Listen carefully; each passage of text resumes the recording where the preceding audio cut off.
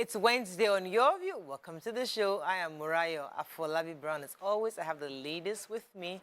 Hello, Mariam Longe. How are you today? I'm fine, thank you. Nice and green. Thank you. Green for the environment. Protect the environment, nice. everyone. Yes. But you know what? I'm working on my communication skills. So I've always just felt that I was good at it because I don't say much when someone is saying, and I listen, a lot more.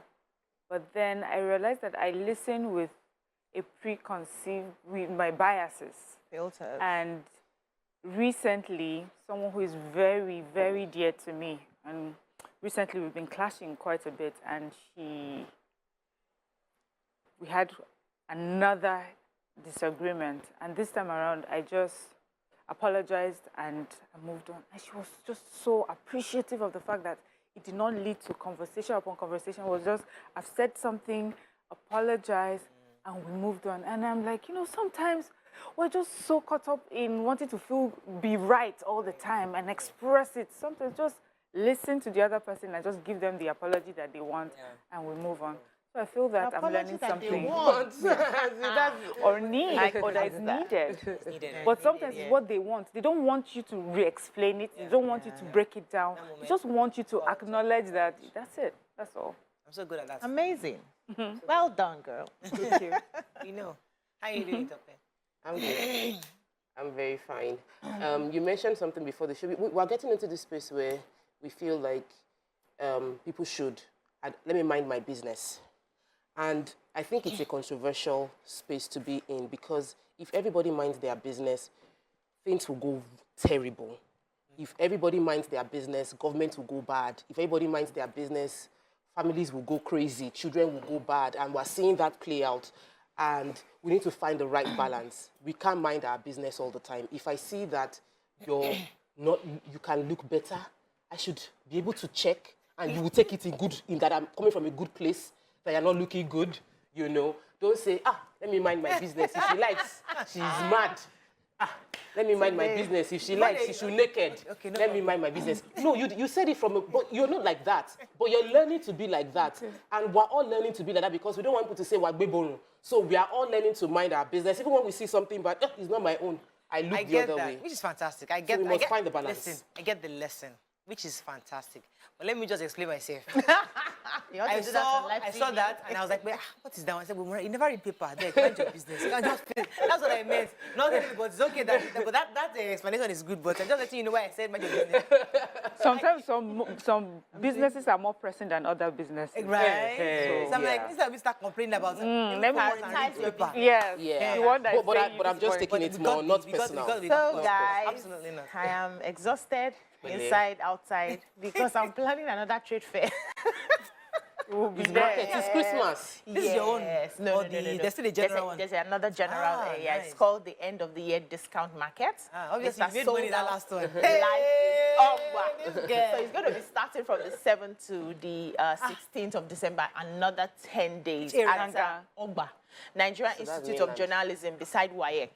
Ogba, yes. I'm going to be there for like 10 days. Selling my wares, my products, my snacks are ready, my products are ready. Amazing new outfits are coming. So please come out and restocked because you really sold out. I restocked, yes. I restocked. We have new things coming, and I'm slashing all the prices. And you got feedback from some people, those men that said they wanted shirts with less colors, so probably do more of those things. Just feedback. A lot of that. Fantastic. Well, I'm enjoying this business meeting. And consultants. Yes. All right, guys, nothing happening on my end. Let's go on a break. When we come back, we go through the front pages of the papers. Stay with us. We'll be right back.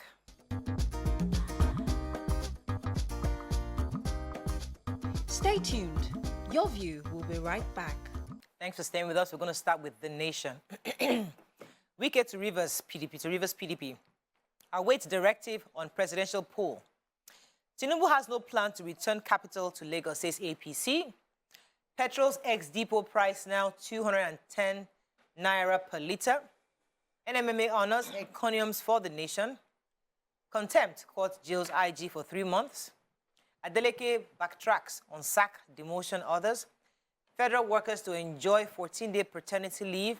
Senegal through to round of 16 at Qatar World Cup. Okay, let me start with the... Go ahead.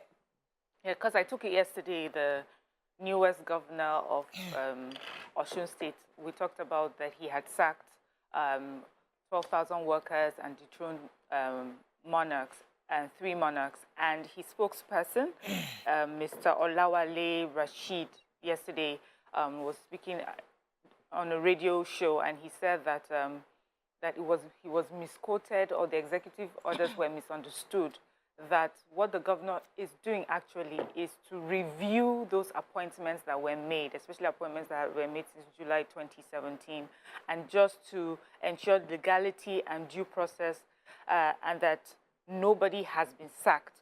So I think it's important that we understand that. So no one has been sacked. They're just going to sit down to review these appointments and just make sure that they were legal and all the processes that were meant to be followed were followed. Right. So the APC Presidential Campaign Council yesterday debunked all the rumors that have been said about standard bearer Asiwaju Bola Ahmed Tinubu. I took one yesterday, that's why I want to take the story. Daily Sun had covered that Asiwaju was going to France, was going to America, different countries to meet with leaders, and they've totally debunked a lot of these stories. Another of this story is the fact that he plans to move the capital to Lagos State. And he said, the statement by the director of media says, Asiwaju has absolutely no plan, was contemplated any plan to have such plan, because it's so ultra unconstitutional. And he said that after they've exhausted all their campaigns of calumny, that they are now circulating all this misinformation according to the field reports. They're also saying that you know, they had started with all the other lies. So, because I took that story in Daily Sun yesterday, and it was totally false. Asiwaju has no plans to go to the US. He was not. There was a Photoshop of him with Joe Biden that was also wrong. Wow. The man is in Abuja. Well, that was Photoshop? Yeah, it was Photoshopped. Whoa. The man is in Abuja, and he's still in Abuja. Oh, my God. There were so many stories And there are out pictures there. of him flying appearing. all over the place. And the man is still in Nigeria. He hasn't left, and it's on the way to Bayelsa. So there's like, there's a campaign schedule that's been published. It's there. You can know his plans. He has absolutely no plan to do all these things that they're saying. Okay, another story. All right, so the federal government has begun the implementation of the 14-day paternity leave for 7 male officers whose spouse deliver a baby. The head of the Civil Service of the Federation, Dr. Folashade, announced this in a circular and said the leave will be has taken effect from November 25th. And he also went ahead to say that once your wife delivers a baby, if you're a 7 male officer, you have 14 working days to, take a rest, and you can only take that once in every 2 years. So and your wife must not born for a maximum of 4 children. So after 4 children, you're not going to take that again. But, and it also give, for people who are going to adopt children, say if you adopt and the baby is under 4 months old, you also have 14 days paternity leave. I think this is amazing. Some men are actually quite helpful. I know what Miriam is going to say, but keep that. Men are actually quite helpful. And for those men who would, support their wives that time, they need to be in the house and pay attention. Well, it's a topic we can discuss another time. Let's move on. Let me take the story of Governor Wike. Right. Yes, Governor Wike inaugurated.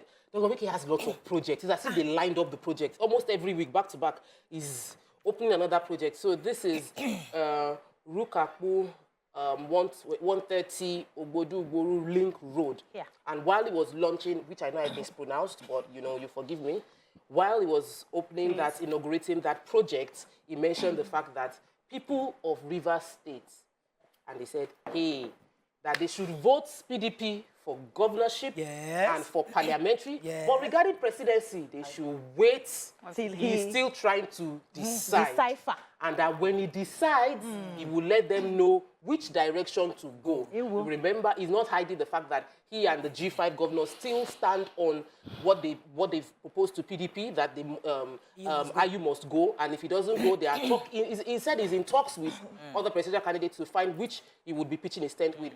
The Senator Rabi Kwakwanso is also contesting under NNPP, said that nobody can win presidency without Rivers, Kano, and Lagos. And PDP has not even, they don't have any income of those places. We've also seen predictions in the past sometimes.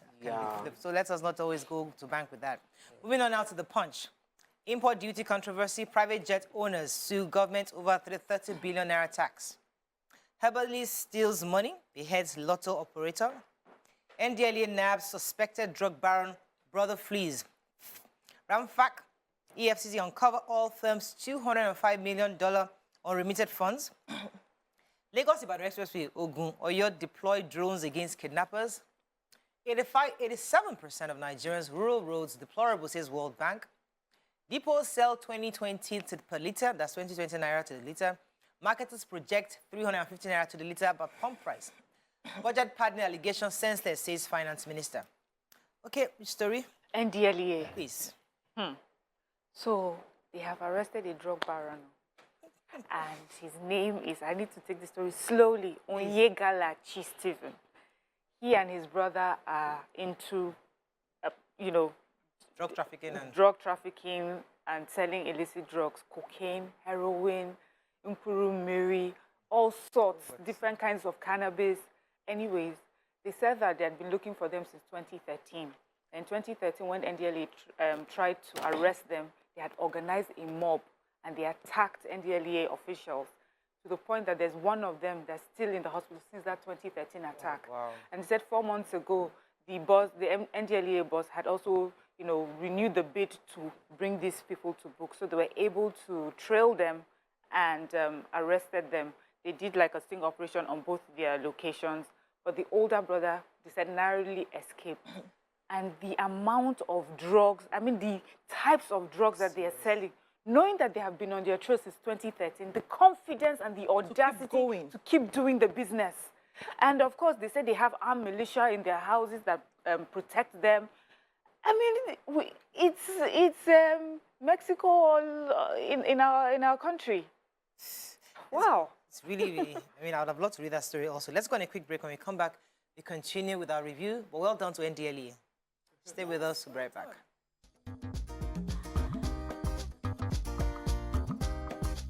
Stay tuned. Your View will be right back.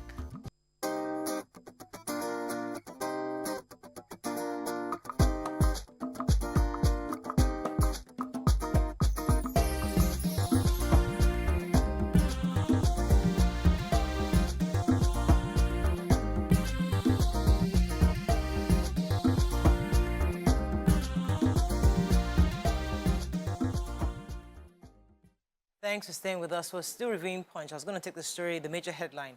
So owners of foreign registered private jets, comprising of top business moguls, leading commercial banks, other rich Nigerians have dragged the federal government to court concerning a 30 billion naira tax that the government is demanding. Now, the customs had tried to ground these 91 private jets, but due to interagency rivalry, disagreements, and relevant government agencies not agreeing, it was difficult for them to ground these 91 private jets.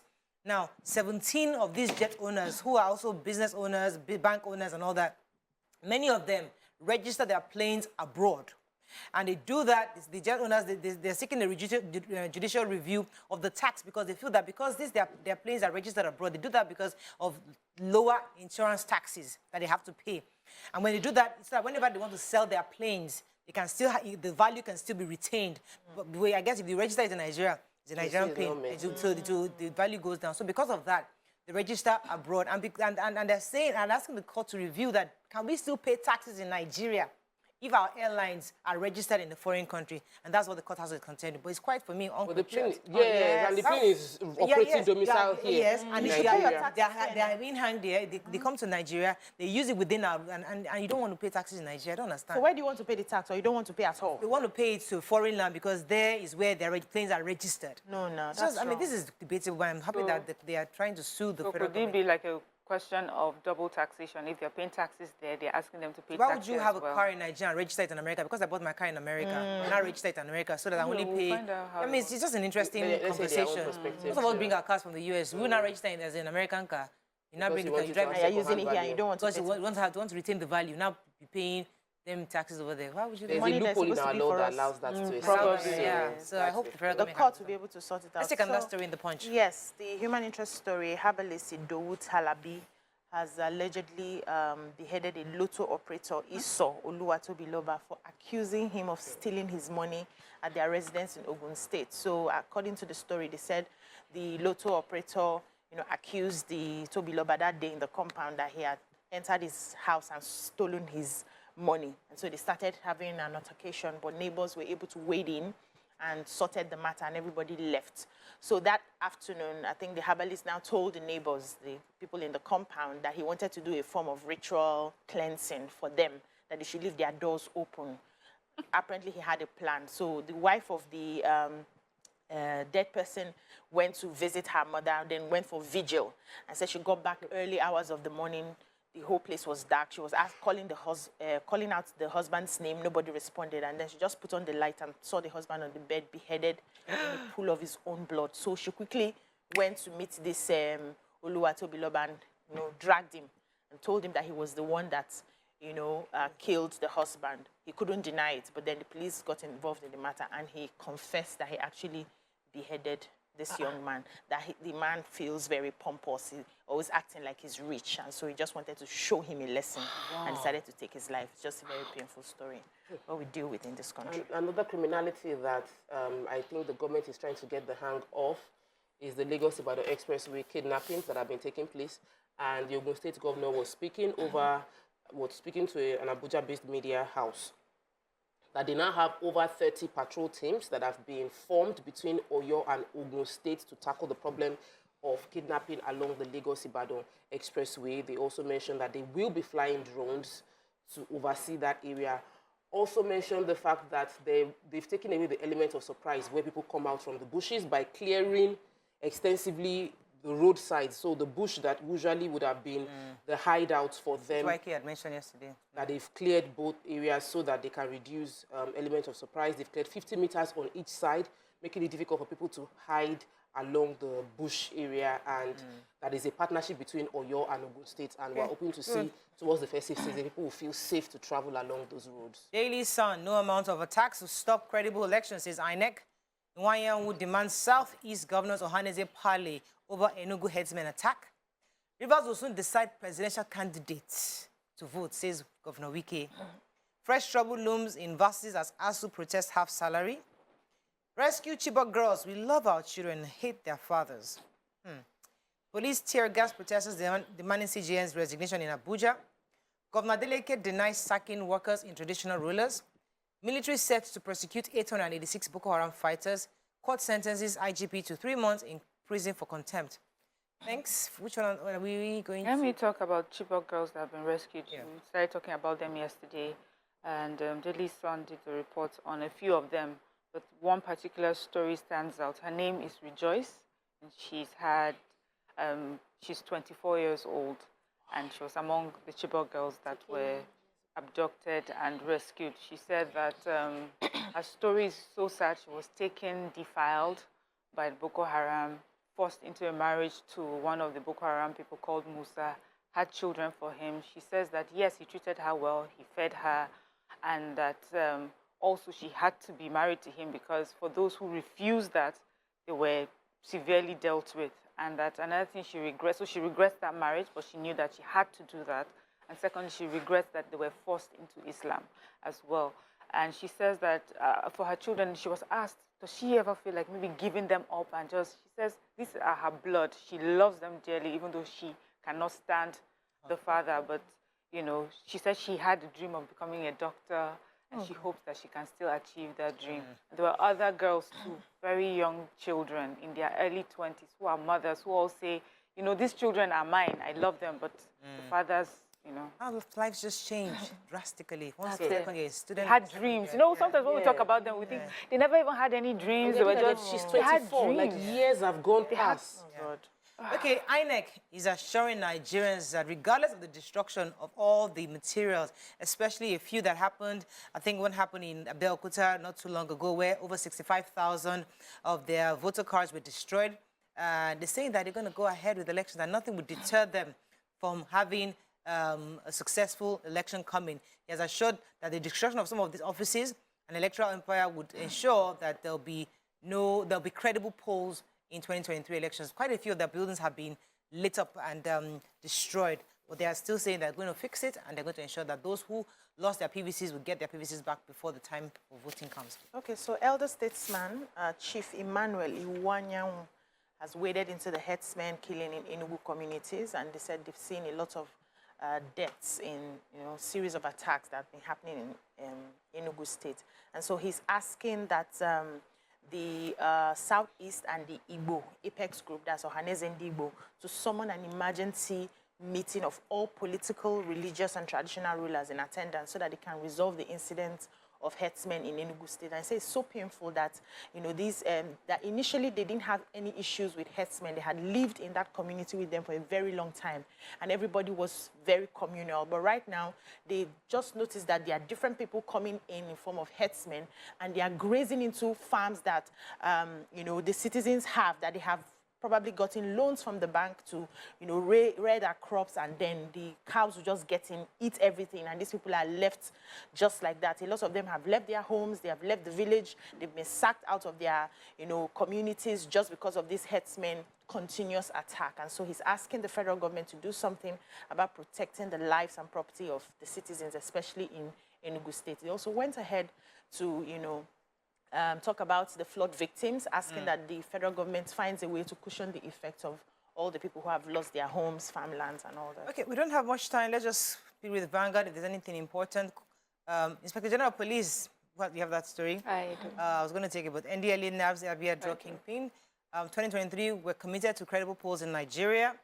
Adeleke Oyetola clash over sacked workers. IPOB Ohaneze, others blast minister for defending herders.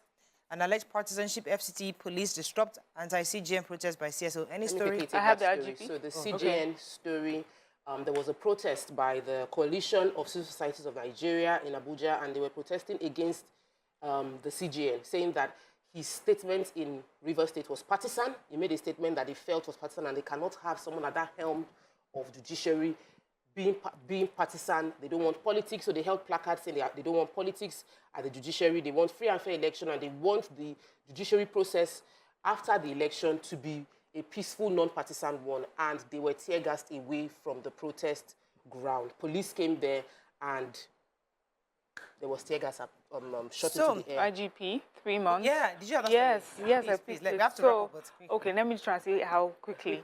So the IGP is being asked to spend 3 months in prison, has been sentenced to 3 months in prison for contempt of the court. So this has to do with a case that happened in 2011, October 21, was filed by Mr. Patrick. So sorry, I missed the name right now. Yes. Okoli, and for being unlawfully dismissed and compulsorily retired in 1992. Anyways, so the court case was that with collaboration with the PSC, that he should be reinstated and also promoted. Yes. Anyway, IGP has responded. He says, why would he be, why would he not obey the rule of law and the court? First of all, he said that he mentioned, one of the reasons he mentioned, he says he's been busy. Secondly, there's also been a fact that the man's information on the data is not available on their data. Then there's another very important one. I hate the way you make me rush. Okay, so he says that he was 60, that he had also clocked 60 years. So the promotion had to be done by that's the Police Service Commission, and he had already clocked 60 years, and time had already passed, so those things could not be done. Anyways, it's better to read it. Yeah. The information is better stated in the papers. Yeah. No, he's explained himself, and I'm sure that the that's court will all we allow can him. take on front page review. When we come back, bringing our first guest, stay with us. We'll be right back.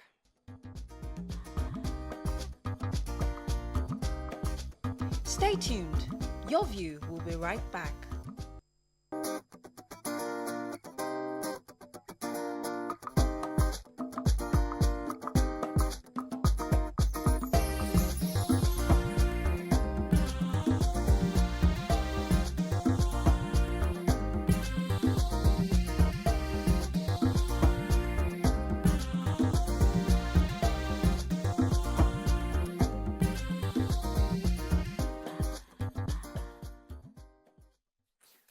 Thanks for staying with us. So a video went viral recently. I'm not sure we can show that video, but it was about a young girl, possibly who lives abroad, and was giving some kind of feedback to parents and adults, Nigerian parents especially. She called out their stupidity. She called out the fact that many of them raise them, children, youngsters, abroad, hating Nigeria. You raise us to hate our country. Yet, even those of you that come, you expect us to love Nigeria somehow. How do you expect these children who were raised to hate their motherland, even those in Nigeria are raised to hate Nigeria, and they all aspire to travel out because something is better out there. And those who even take their children never say good things about Nigeria. So exactly who is going to fix Nigeria? That's really the question. Is this patriotic to, let me rephrase that. How do we raise our children concerning patriotism? Is patriotism still necessary? Or are we all just looking for the opportunity to relocate somewhere and have a new identity? These are some hard questions that we'd like to discuss and hear your thoughts on it. And it's most especially for those who live abroad, because many of them are raising children. And here we can understand, well, here we can almost understand the circumstances. Why a youngster will say, I don't like this, because he's faced with the reality. But those you that finally escaped, you'd get there and you're still raising children. I will take you back to Africa. This is your nonsense behavior. I will take you back. It's a way of punishing your children. Take them to Nigeria. I will take you back home. And they dread this country. So you ask yourself, if many countries are invested, are hoping to create an enabling environment for their diaspora to come home to develop, which diaspora are we inviting home? If they all hate this country, it's a conversation we should have. What are your thoughts on this? How do you perceive this video of this young girl, for those of you that have seen it? And if not seen it, what do you think about our conversation this morning? You can call us on 081-270-53687, 091-390-76948. You can also tweet to us at TVC Connect. Please hashtag your view TVC so we can read your tweets. And you can also comment on YouTube, I believe. Comments, we'll also try to read some of those. Who would like to go first? Let me go ahead. Go ahead.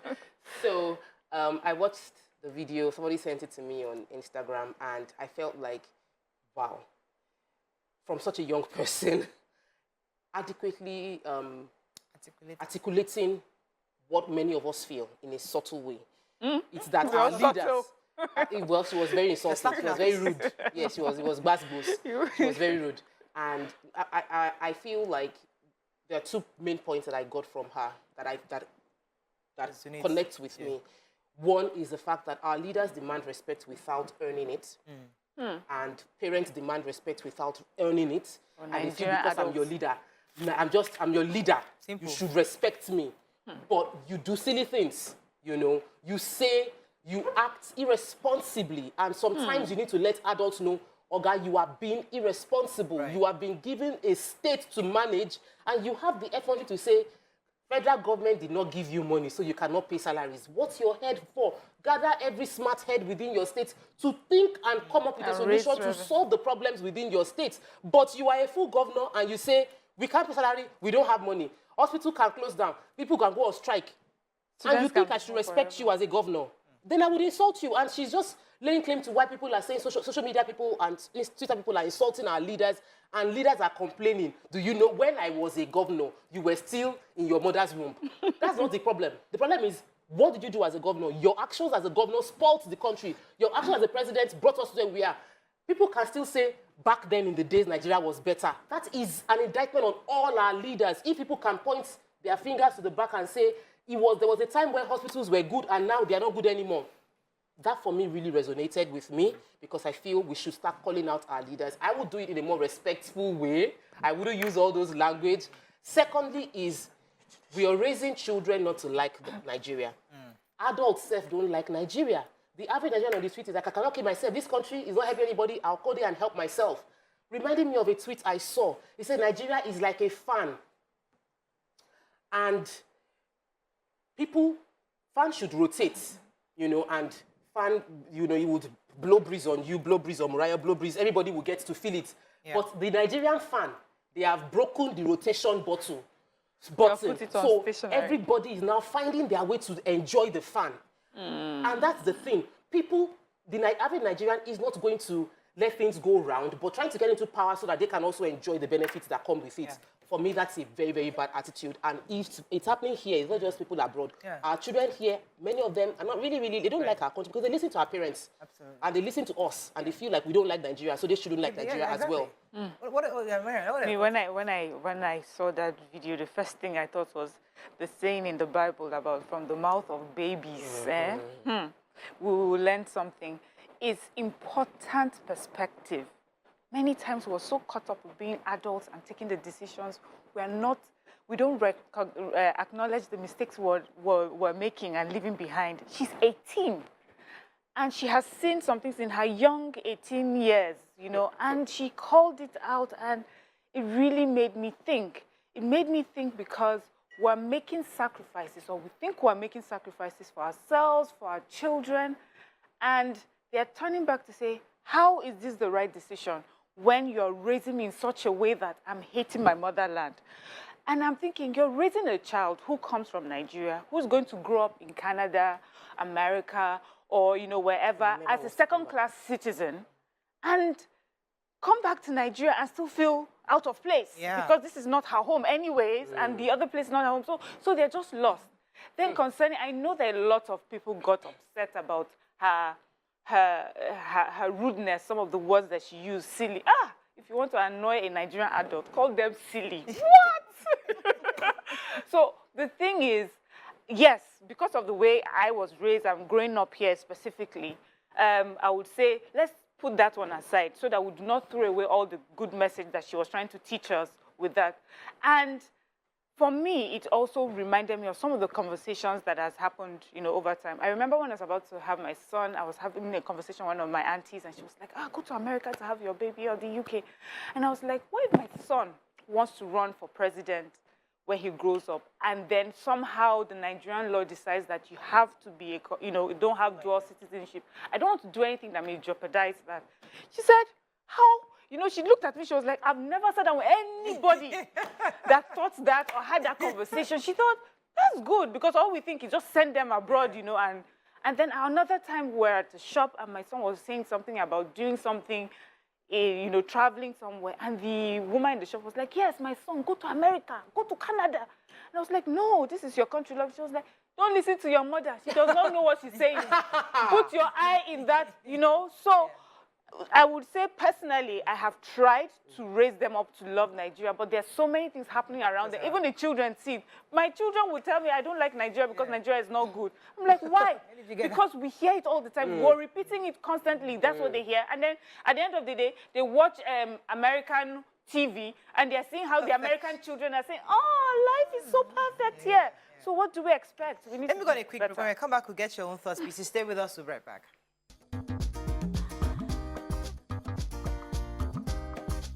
Stay tuned. Your View will be right back.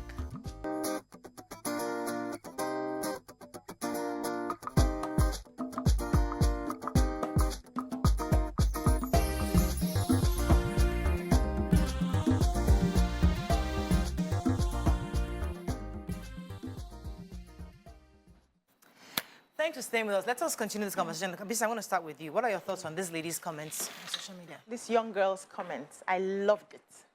I loved everything in totality. She was just being honest. She was being true.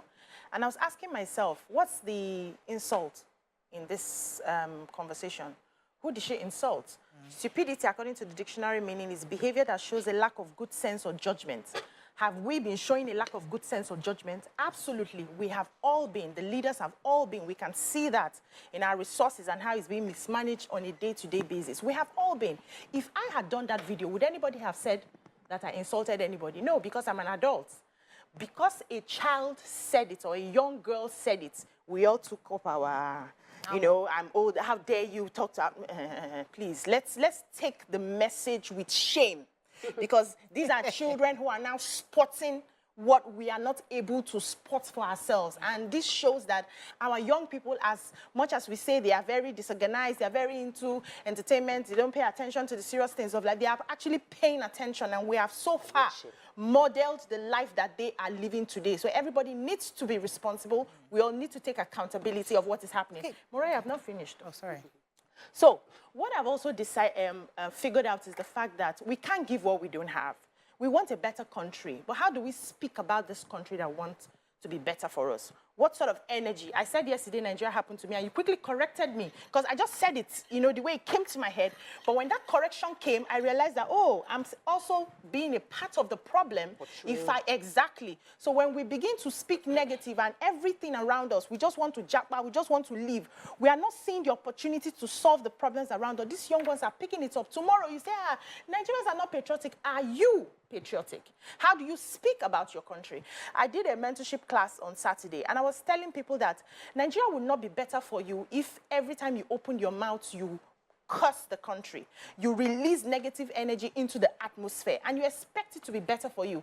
I've been in taxis where the taxi drivers will be speaking bad. You go to the marketplace, everybody's talking bad. I say there are some things I don't use my mouth to say. There are some things I don't judge because I don't want to attract it to me. And if we all, like, look at other countries where there's so much love for the country, even when it's not working. I've gone to America, they have issues. India has issues. China has issues. Even the almighty Singapore, they have issues. I interacted with them, the locals there. They also have their issues. But you will see the love of their country in how they speak, in how they act.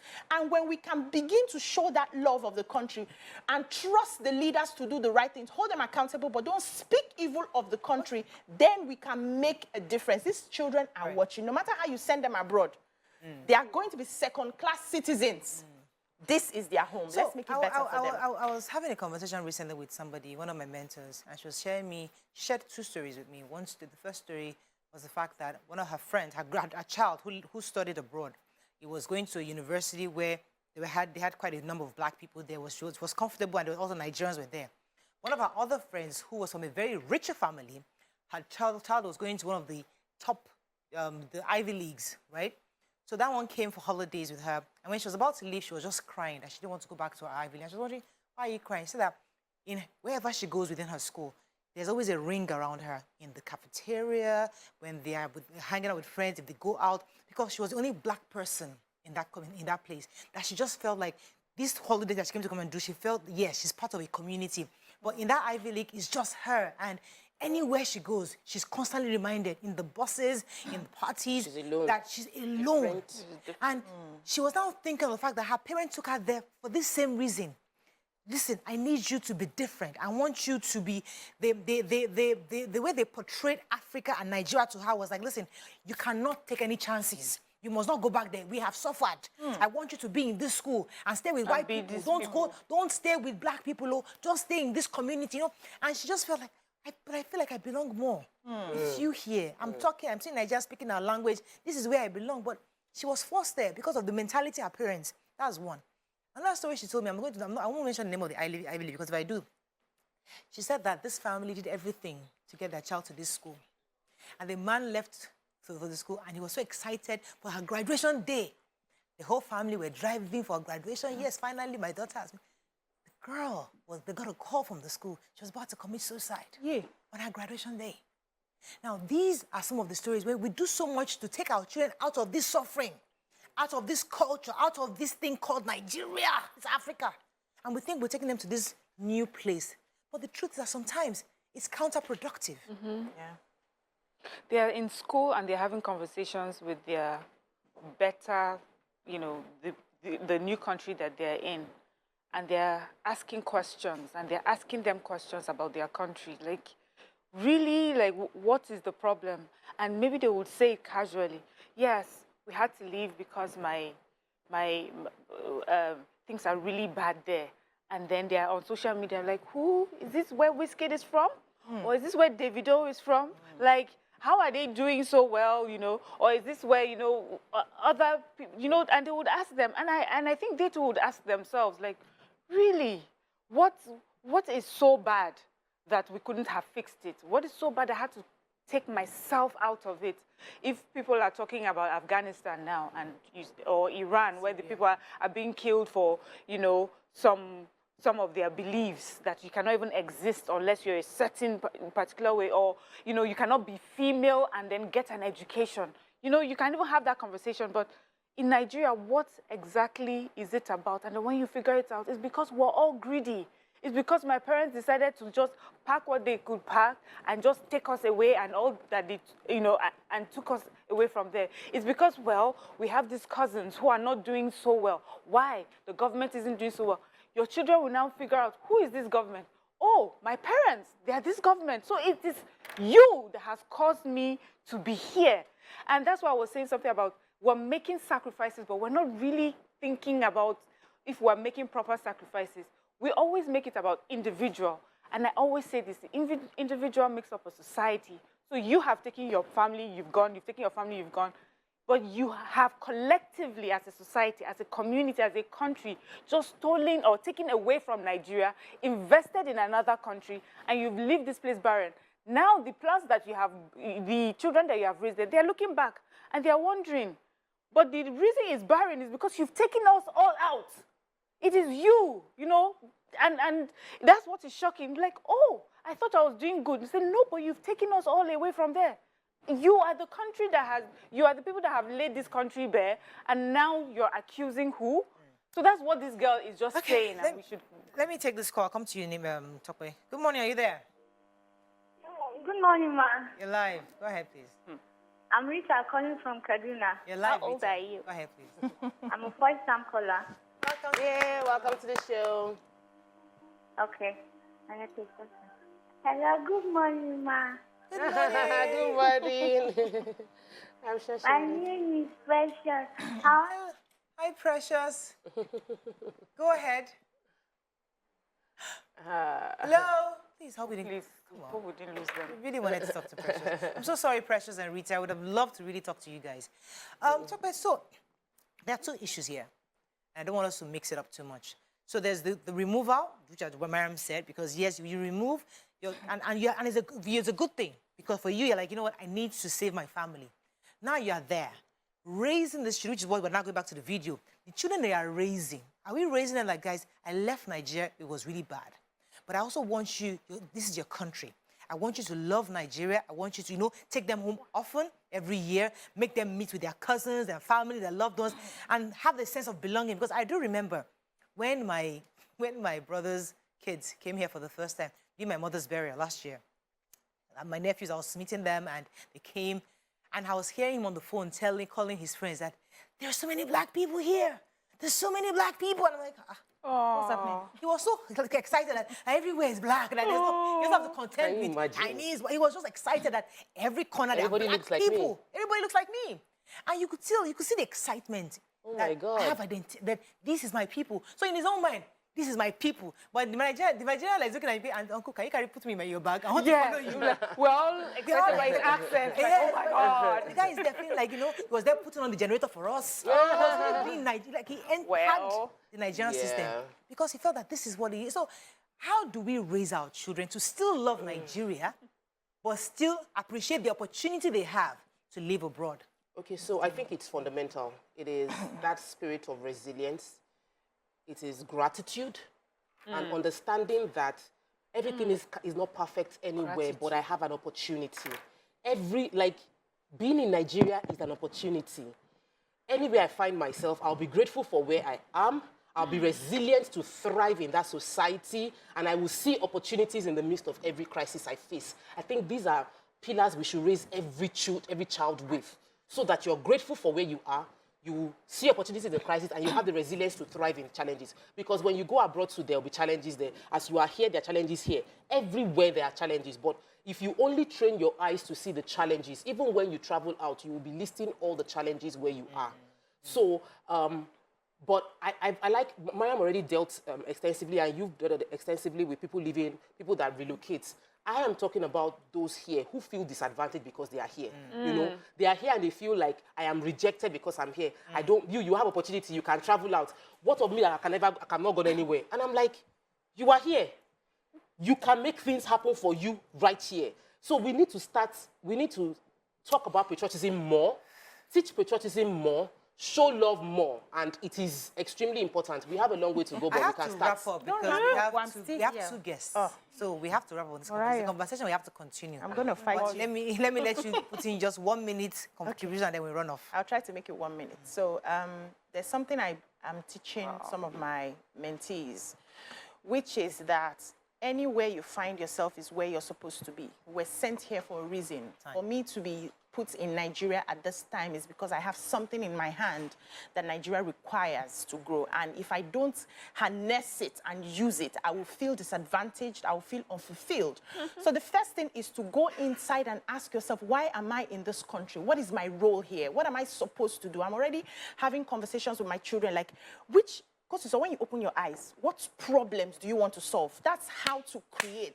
And that's how you see opportunities. Every day I'm having business ideas. I did not school abroad. I am here. All of us did not school abroad. I say, okay, except for Mariah. But we are here and we are constantly looking at the environment and saying, where can I fit in? Where do I have my gifts? Where can I deploy my gifts to help my society? Right. That is where the focus should be. And once you remove yourself from the victimhood consciousness where everything is happening to you, they are doing me, they are pursuing me, I finished school, I don't have a job, somebody's chasing me, to the creator's consciousness where you know that you have your life in your hands and you can speak into existence and it will happen. You will see that you are not in a hurry to go to any other country because you are solving problems right here. Let us start solving problems in our little Let me just take one last call from Hassan. Hassan is there. I'm holding for a while. It's been a while, a long time. You abandoned us. No, he called to ask about the oil marketers. I'm in support of Nigeria. I like Nigeria, but that will not take away the fact that we have problems of quality of leadership from the local government level, state and the federal. Yes. That's number one. Number two, please, I would like to talk about the newspaper's review, about the people talking about Ashwaju relocating federal capital from Abuja to Lagos. That one is uncalled for. Abuja has come to stay. And the members of that campaign council should sit up. It's not a matter of giving press. Okay, thank you very much, Hassan. We have to go on a break when we come back, but this topic is just starting. Yes. It's very deep. We can expand it so many ways. We can't do it today because we have two guests we need to tell. So we'll bring it another day and we'll talk about it again. Let's go on a break. When we come back, we'll bring our first guest. Stay with us. We'll be right back.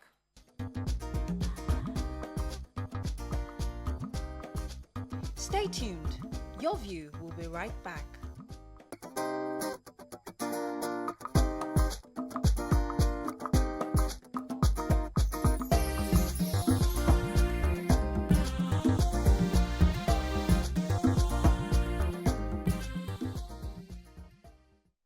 Thanks for staying with us. Join us now on the show is to discuss how to build effective business partnerships, especially in Nigeria. He's a businessman, an international business leader, the co-founder of Pertinent Group and chief executive officer of Global Group.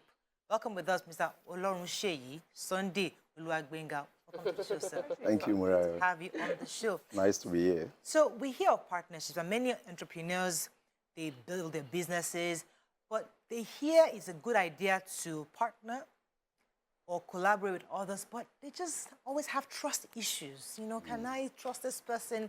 How do I ensure that at the end of the day, we don't have issues in front? So people are always skeptical about these things called partnership. How are you able to create partnerships and sustain them? All right, thank you. When we talk about partnership, there's really nothing wrong with the concept partnership. It's always with the people. Every time you think partnership, you think collaboration, you think people coming together and achieving more. You know, there's this popular African proverb that says, if you want to go fast, you go alone. If you want to go far, you go together, you go with people. And on several grounds, it has been proven that when people come together, they achieve more. But when you look at people going into partnership, they don't do an assessment of themselves first. Because you have to be the person that you desire to attract. So when you're going into partnership, the first thing is to ask yourself, am I ready for this? Why am I even going into it? Because partnership is not meant for everybody. In most cases, when you're going into partnership, it's because you believe there is something you lack that the other person or persons have.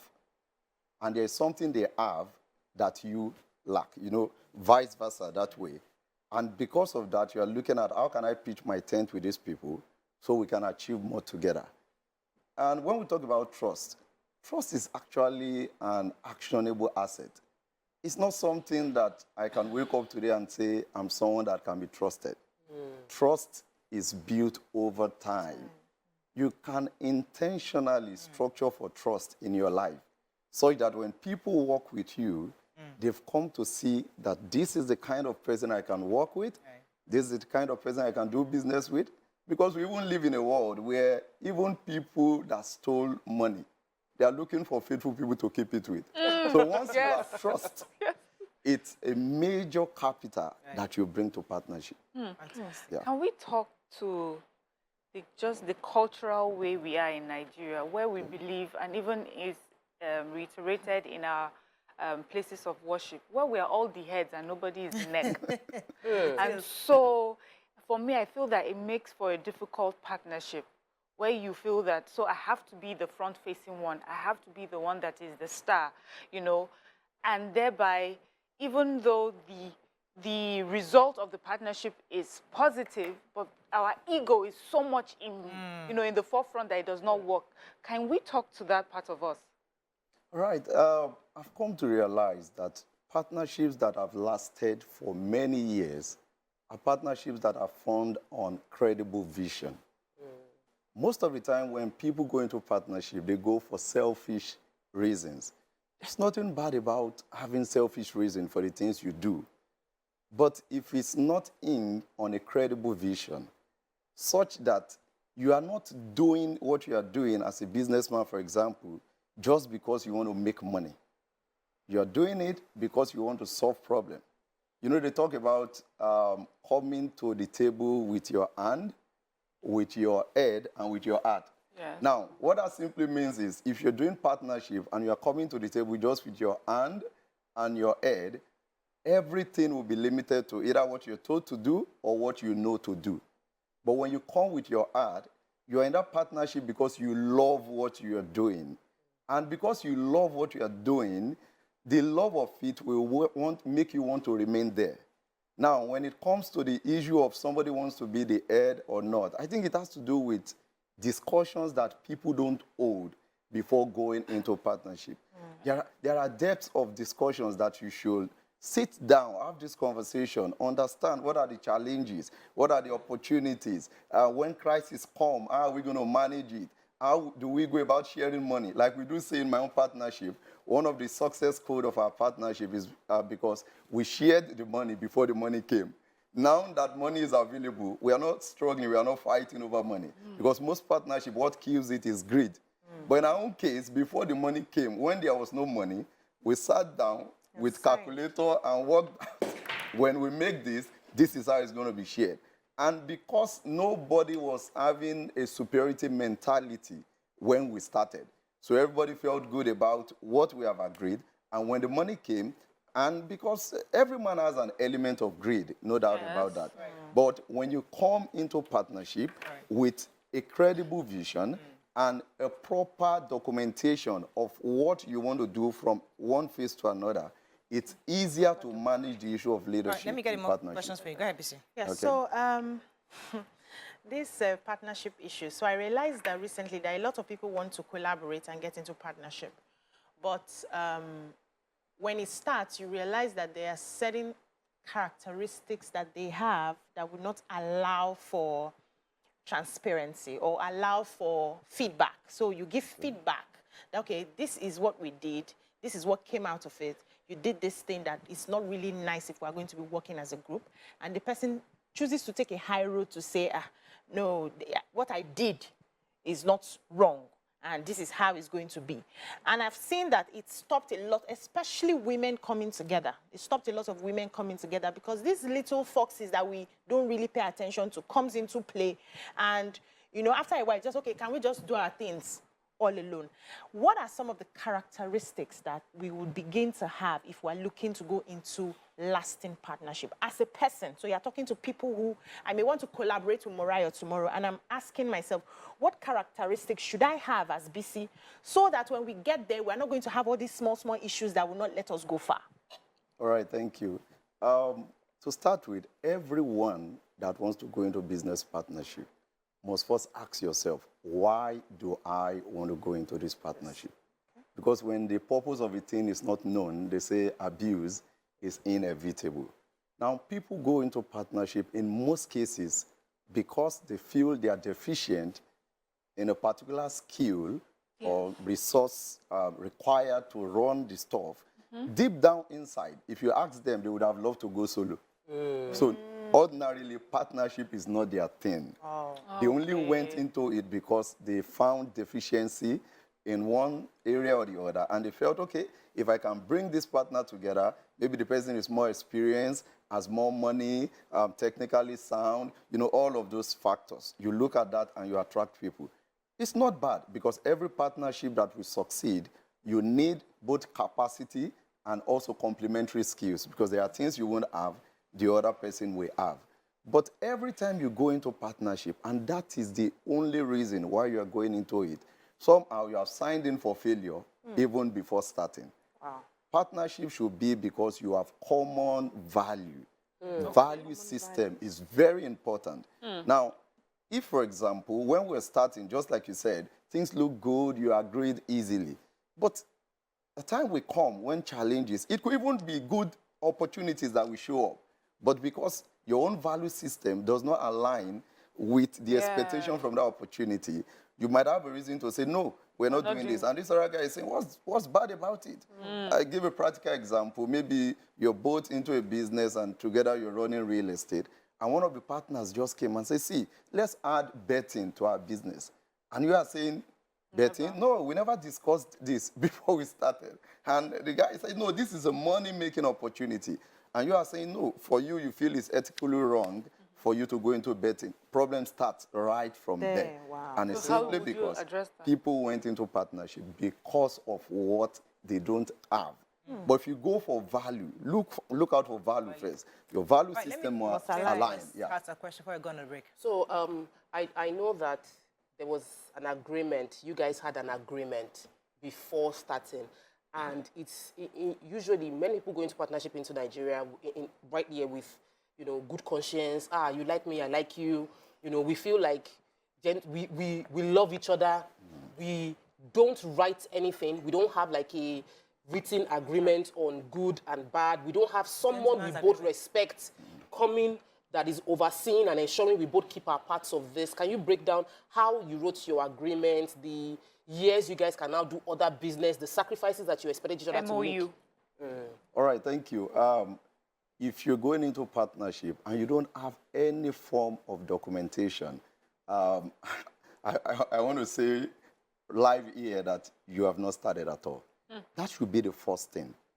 After you have held conversation, you should come to a table where you can document. Now, our own business partnership has lasted for over 10 years.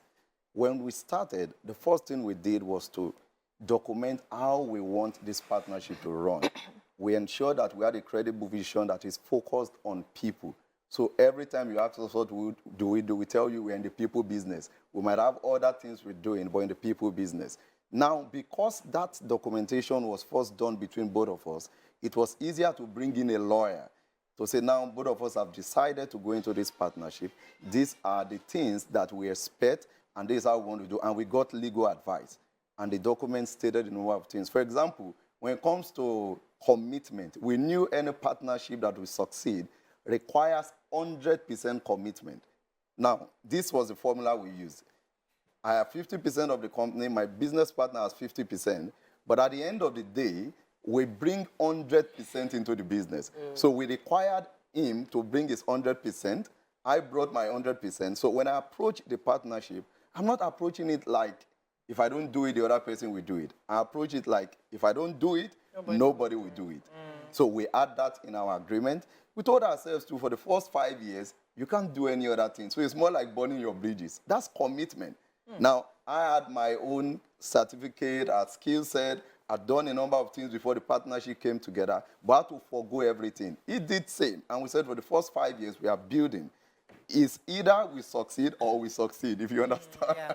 So we gave it all. So those are basic things that helps Let when me it go on comes a quick break. to When we come back, we documentation. continue our conversation. Stay with us. We'll be right back.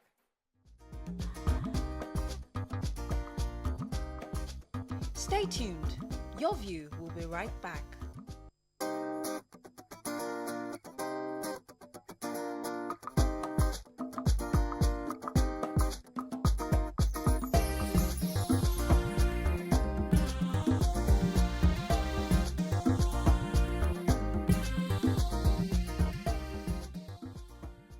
Thanks for staying with us. We still have our guests, and we're going to be wrapping up very soon. I know you discussed the fact that everything must be documented, and the vision of both must be aligned and must be credible vision.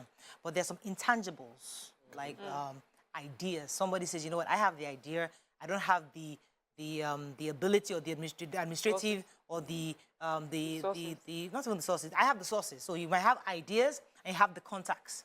Can that be documented in a partnership where all I'm bringing is ideas and where you, because usually when somebody has an idea and the business now flourishes, like, it was my idea now.